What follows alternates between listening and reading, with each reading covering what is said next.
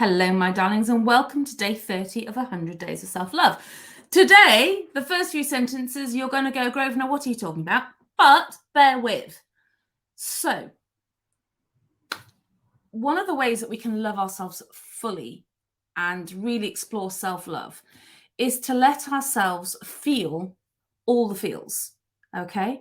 And what I mean by that is I want to fully feel pain, fully feel joy, fully feel sadness, fully feel excitement. And why? Why would you want to feel everything? Because surely to be happy, we have to minimize the bad stuff and ignore it and then focus on the good stuff. Well, yes and no. The reality is that if you numb your emotions, you can't numb selectively. So using negative behaviors to avoid your emotions may help you to experience less sadness, less anger, less guilt, less whatever it is you don't want to, but they also stop you from feeling happiness and joy.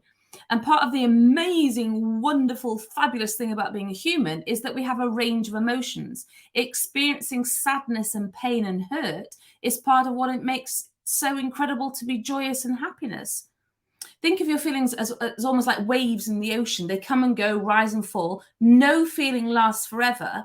And anger and sadness are necessary and helpful parts of the entire human experience. So if you want to be a wholehearted human, you have to experience all of them. And there's a lot of emotions where one perceivably negative emotion is the second face of a happiness one. So for example, you can't be courageous without being vulnerable.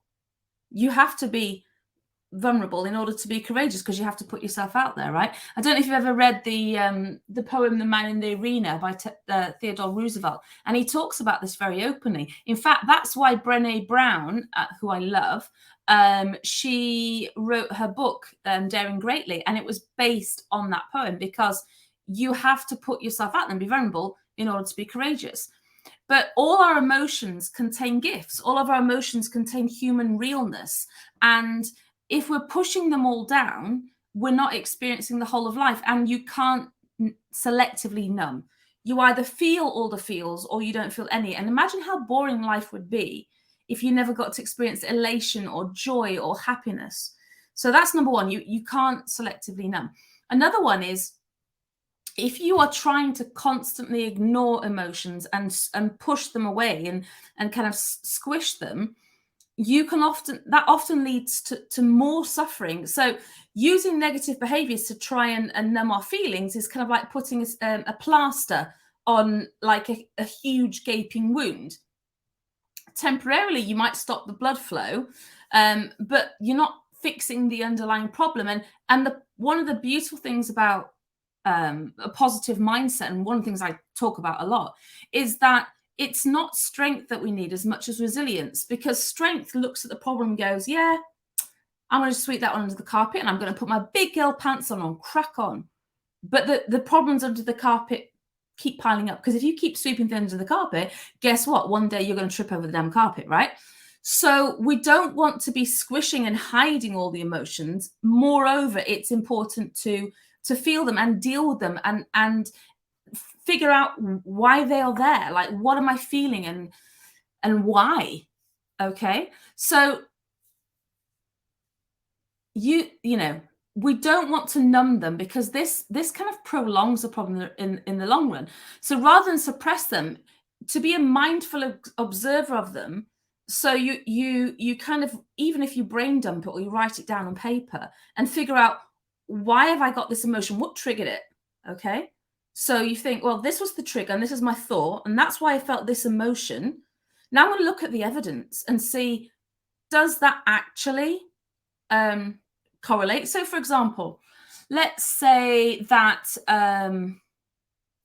you got a text off your boss, right? And the text said, can I see you in my office first thing on Monday morning? Right. So that was a trigger. Your first emotion might be, your first thought is like, I'm in trouble.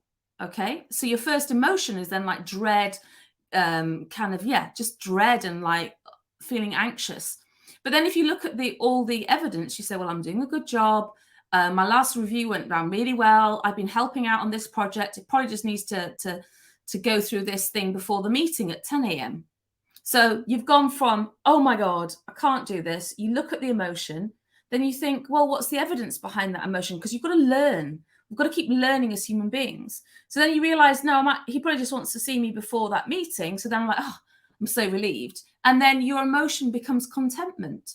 But it's like if we ignore the emotion, we're just, so let's say, for example, your first emotion was dread, and you're just squishing and trying to push it down.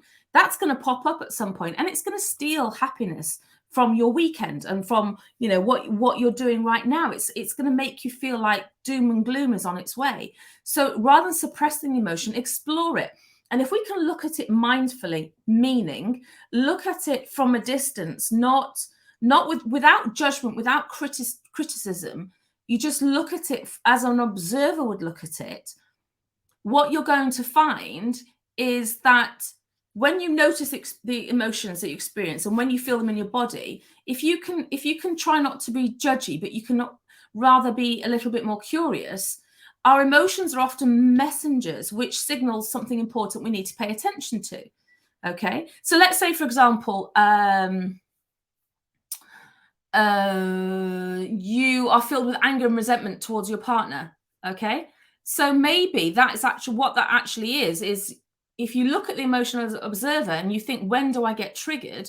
And you find out, well, I always get triggered when I'm taken advantage of, or I feel like someone's putting upon me. Then you go, okay, that actually means I need to strengthen my boundaries and I need to communicate them much better.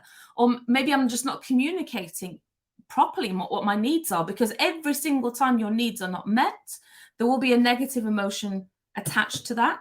So we can use emotions as a way to gauge what's actually going on that we need to pay attention to. Okay. And third and finally, if you're not processing your feelings, you're not experiencing a full life. Okay, if you're trying to run away from your emotions, it's exhausting. You can't outrun your emotions because, quite frankly, they come with you. So when you're focused on numbing your feelings rather than processing them, so if you process them and you use healthy coping strategies like looking at the evidence, meditating, mindfulness, you might choose deep belly breathing, all these kind of things. If you're not doing helpful ones and you're just trying to suppress the emotions, you're preventing yourself from living a full and meaningful life. Hurt, frustration, pain, sadness, angers, they're all healthy and natural. It's part of the human experience. So when we try to suppress these emotions, guess what? We're unable to thrive. Okay? And although some of the emotions may feel unpleasant or may feel pleasant, we have to have the whole of the experience. Okay? So beaming with joy and feeling like your heart is full of gratitude is not possible if you're focusing on suppressing and numbing everything. Imagine what life would be like without that whole sunshine in your heart and that whole kind of like experience of complete elation. Okay. So in order to have a full-hearted life, which means in order to love ourselves and love ourselves enough to have the full human experience, we have to feel the feels. Okay. Don't be frightened of them. They're emotions, but they're not in itself hurting you. It's a question of, what do I need to do about them? Looking at them as an observer, figuring out what they're trying to tell you, and actually facing what that emotion is what's behind the emotion is much more important than just squashing it down and hoping it doesn't pop up again. All right, my darlings, I hope that helps. Yeah. If you want any more help, do feel free to connect with me on Facebook.